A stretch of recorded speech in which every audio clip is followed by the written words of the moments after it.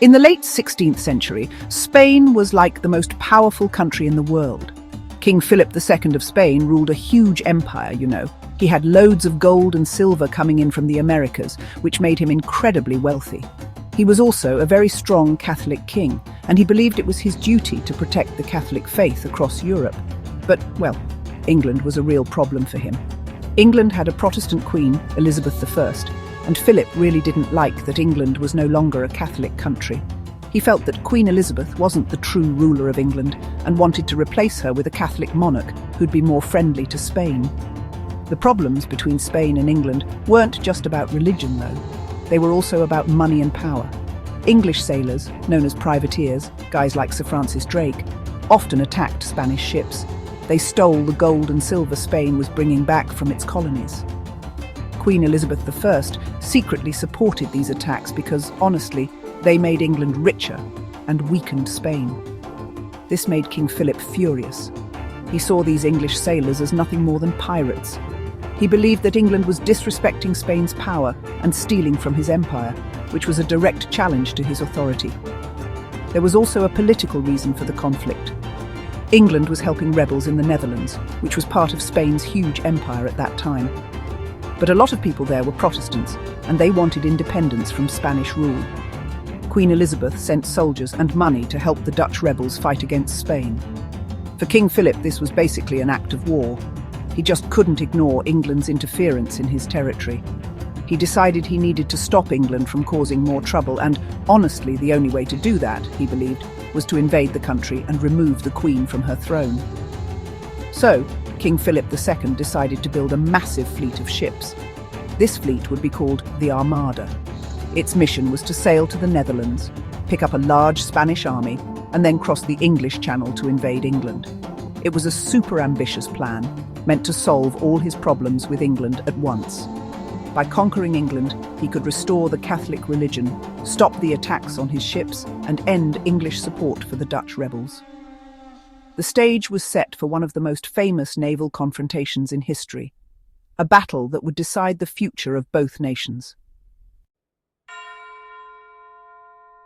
King Philip II of Spain spent years and a ton of money building his great armada. It was supposed to be this overwhelming force, something no other country could possibly defeat at sea. The fleet had about 130 ships. It was, honestly, the largest fleet Europe had ever seen. These weren't just ordinary ships either. Many were huge galleons, almost like floating fortresses. They were built really high out of the water, making them tough for enemies to board. Inside, they carried thousands of soldiers and sailors, all ready for a massive land invasion once they reached England. But the real power of the Armada wasn't just in the size of its ships, it was also in its weapons. The Spanish ships carried over 2,400 cannons, mostly heavy, powerful guns designed for those close-range sea battles. The Spanish plan was to get their ships up close to the English, fire their cannons to do some serious damage, and then use grappling hooks to pull the ships together. Once they were connected, thousands of Spanish soldiers would board the English ships and try to capture them in hand-to-hand combat. This was the traditional way of fighting at sea, and Spain had really perfected it over the years. The Armada wasn't just a military force, though. It was also a religious mission. The ships carried many priests, and their sails were decorated with religious symbols. King Philip called it the Invincible Armada because he truly believed God was on his side. He was certain his holy mission to return England to the Catholic faith just couldn't fail. The fleet was commanded by a nobleman, the Duke of Medina Sidonia. Even though he wasn't a super experienced sailor, he was a good organizer. He was in charge of leading this massive force up the English Channel to meet with the Spanish army waiting in the Netherlands. When the Armada finally set sail in the summer of 1588, it was, honestly, an incredible sight. The long line of ships stretched for miles across the horizon. News of its approach spread fear all across England. People knew this massive fleet was coming to conquer their country. The Spanish soldiers were some of the best trained in the world, and there were about 18,000 of them on the ships. The plan was to pick up another 30,000 soldiers from the Spanish army in the Netherlands.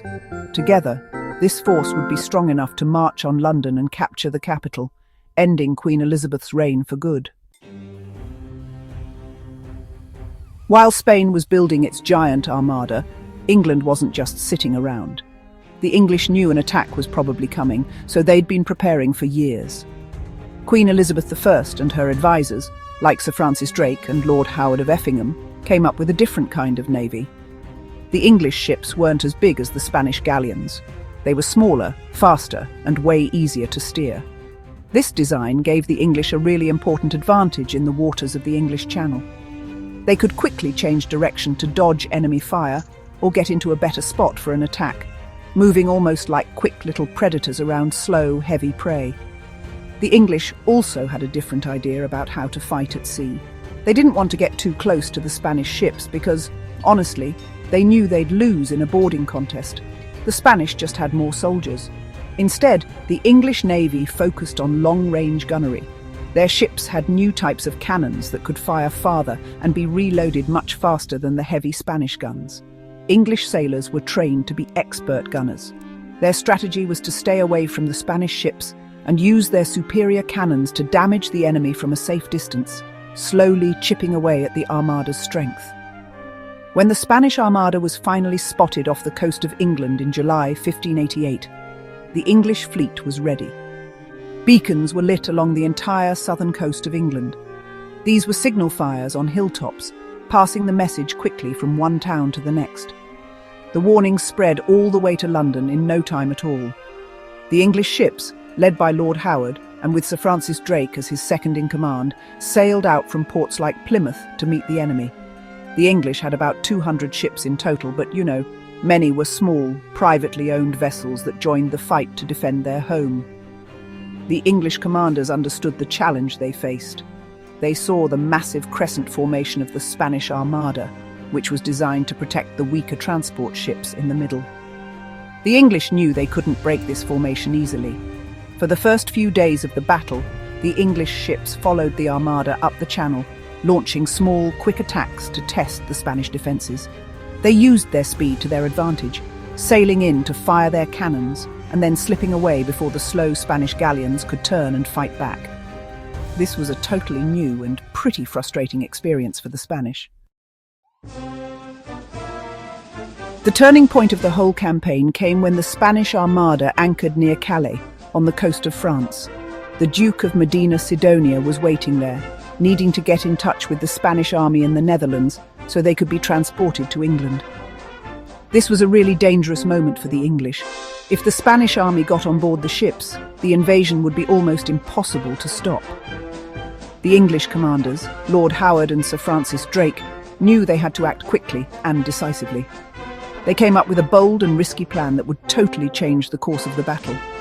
On the night of August 7th, 1588, the English used a terrifying weapon fire ships. They took 8 of their own empty ships, filled them with flammable materials like tar and gunpowder, and set them on fire. Then they sent these burning ships sailing straight into the middle of the anchored Spanish fleet. The Spanish sailors were horrified. They were terrified that the fire ships were filled with explosives that would cause massive damage. In a panic, a lot of Spanish captains cut their anchors and sailed out to sea to escape the flames. This was exactly what the English had hoped would happen. The Spanish Armada's strong crescent formation was now totally broken. The ships were scattered and disorganized. The next morning, at the Battle of Gravelines, the English fleet attacked with full force. They used their faster ships and better long-range cannons to do some serious damage to the separated Spanish galleons. The English fired shot after shot, tearing holes in the wooden hulls and knocking down masts. The Spanish fought back bravely, but their heavy cannons were just too slow to reload, and their soldiers couldn't board the nimble English ships. The English had won a major victory without losing a single ship of their own. After the Battle of Gravelines, the Spanish Armada was defeated and demoralized. Then, a strong wind began to blow from the south, which became known as the Protestant wind. This wind stopped the Armada from sailing back down the English Channel. The only way home for the Spanish was to sail north, all the way around Scotland and Ireland. The journey was a disaster. The ships were already badly damaged, and they were hit by terrible storms. Many more ships were wrecked on the rocky coasts. Of the 130 ships that had left Spain, fewer than half made it back.